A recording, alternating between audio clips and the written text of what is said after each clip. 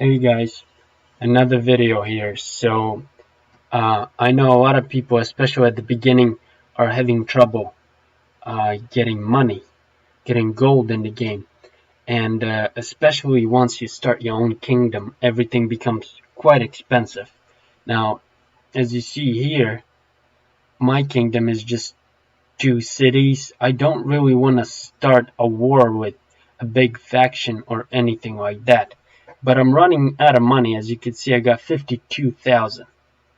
52,500. And yeah, so here's how you make quite a bit of money. This is basically infinite amount of money. It takes a bit of work, but it's actually pretty easy. And you don't really have to get in an all-out war with all these big factions. So all you need to do is, as long as one faction is basically out, all its kingdoms, all its cities have been taken over, you'll see that their armies, the ones still loyal to that faction, are still going to be around. And they usually spawn at a certain location. For example, with the Northern Empire, they usually spawn right around the Alosia village over here. So here's how you make money. Let me show you. So once you get to this area, you start to see a lot of these dudes. Now, if another faction has been taken over, they got another place that they're hiding. And the way you find that out is first find out what faction is no longer in power. Second, find out which armies, which nobles are still loyal to it. And once you do that, you could find out where they are. Now, if you press N, you look up their names. Like, for example, this one is Disporian.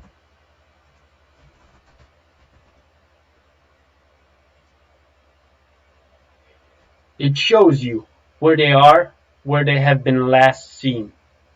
So, once you press here, track, and boom, there it is. So what do you do once you do find them? Well, this is actually the easiest part. They usually have a pretty weak army because they can't get any more troops. So, and as you can see, there's a lot of them. So what do you do? Well, once you meet up with them, you could say, we're at war, if you are at war with them. And if not, you could just start a war with them. It's pretty easy. Once you do that, you press to fight them, and you just send your troops to fight them. Now, they're usually pretty small army, around 40 people, but they do have some pretty good troops in there. Mostly weak ones, though. So, of course, F1, F3, just send your army to do the work. If you want to, you could go help them. But honestly, in this time, I like to just do research or whatever, go get some tea. I don't know. My army usually does a great job on their own, and takes like a minute or so. And once the battle is over, let's see what kind of loot we'll have. Alright guys, well, my armies finally defeated their armies, and let's go see what we got there. Mongolian Drift. Well, looks like the battle is over. So, oh, look at that, we lost 0 troops. They lost 24, and 19 we could take as prisoners. So, now this is the important part. Always say you have fought well and you are free to go. What that means is they're going to go start another tiny army and stay around in that area. That way, what you do is you just continue farming them over and over again. Now let's do this. Take all the prisoners. We're going to sell them. Oh, sweet. Look at that. Some good loot. I mean, this is basically the only crossbow in the game. 7,000. Let's take all that. Done. Alright. Now, we release them. and it would take less than a day. Let's find where he is.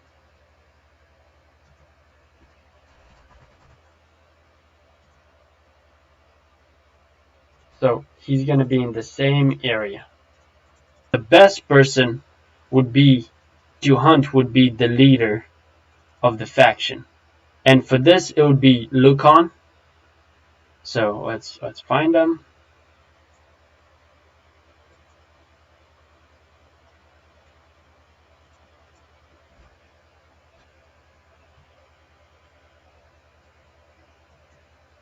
Send our troops to war with him. And let's see what happens. Alright guys. Well, the battle is finished. Let's see what we got. Oh, and by the way, this is a pretty good way to get renown, influence, and party morale. Would be really good to level up your steward skill, because that way you have high morale, and when your party has a high morale, you end up getting more XP for your steward skill.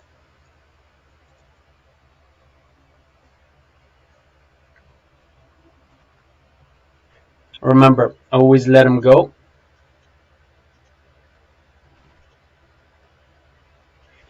It levels up your charm skill as well. On top of that, you are able to get better relationship with them. So when you ask them to join your kingdom, they're more likely to say yes. Alright, let's take all the prisoners and let's see what kind of loot we got. Alright, so 3 war horses, these plate gauntlets, all around pretty good. And if they have, by any chance, if they have an army of 0, as you could see over here, it's actually the easiest. So what you do is, first you gotta catch them, that's the hardest part. You tell them that they need to surrender or die. They'll pretend like they want to fight you, but since the army is 0, you just press capture the enemy. And of course you say you're free to go. You get some prisoners and some loot. And like I said, the best part is that they always come back. So once they come back, you could just farm them again. And if your army is strong enough, you don't really have to do anything. Like, I got some Imperial Cataphracts and some Mongolian horse archers. My army is only 108 people, so it's not even that big. So once we sell the prisoners, this much, plus we get to level up our roguery skill. And these are the things that I got so far.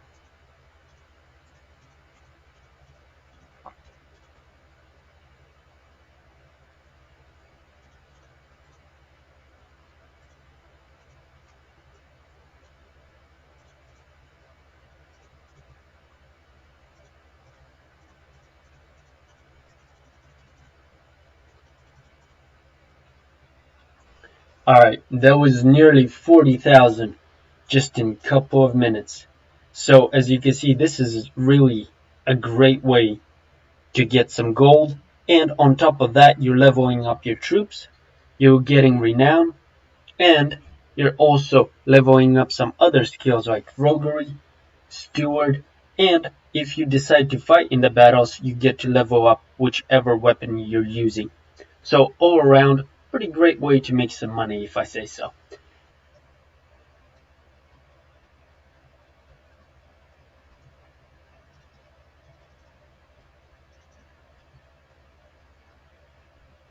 Now once we get out, we could see that our friend Lucan is back at it again. There he is. So what we do is we fight him again,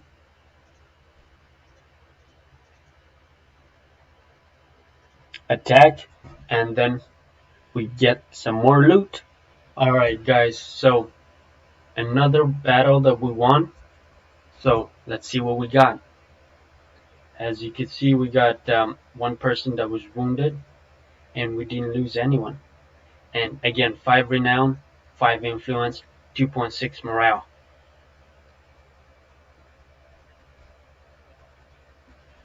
We let him go so that he could go magically get another army so we could defeat him again.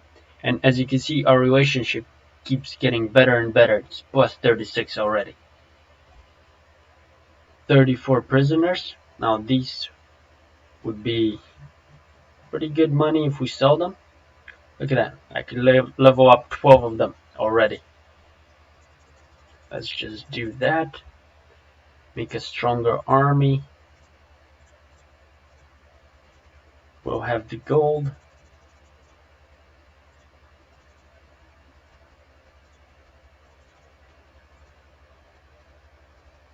Alright, let's look at the loot. There it is. Now this is another couple of thousand. And took us like 1 or 2 minutes to get it. So when you do this, you'll continue leveling up. You'll continue getting stuff. And you'll be... you'll have a lot of money. Now, what I want to do is I want to collect all this stuff, and then I want to see how much it would cost if we sold everything. Let's go see how much it would cost. And look at this. There's 3 more armies for us to take over. Now, these are even smaller ones, but they'll be incredibly easy to defeat.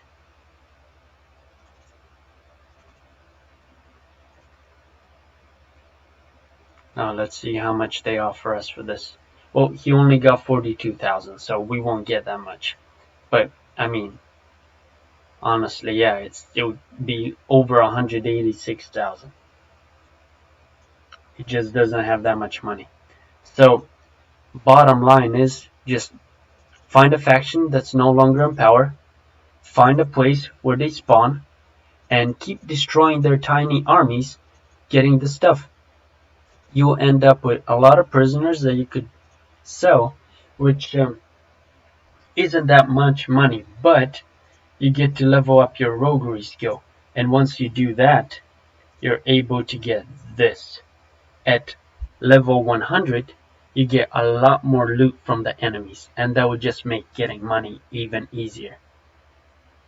Anyways, that's it. That's how you have basically infinite amount of money. You just keep defeating the same troops over and over again. It's a bit of a grind, but it's better than getting shops, spending 15,000, and then you just get 80 or 90 gold pieces a day from that shop. Anyways, thank you guys so much for watching, and have a wonderful day. Take care. Bye.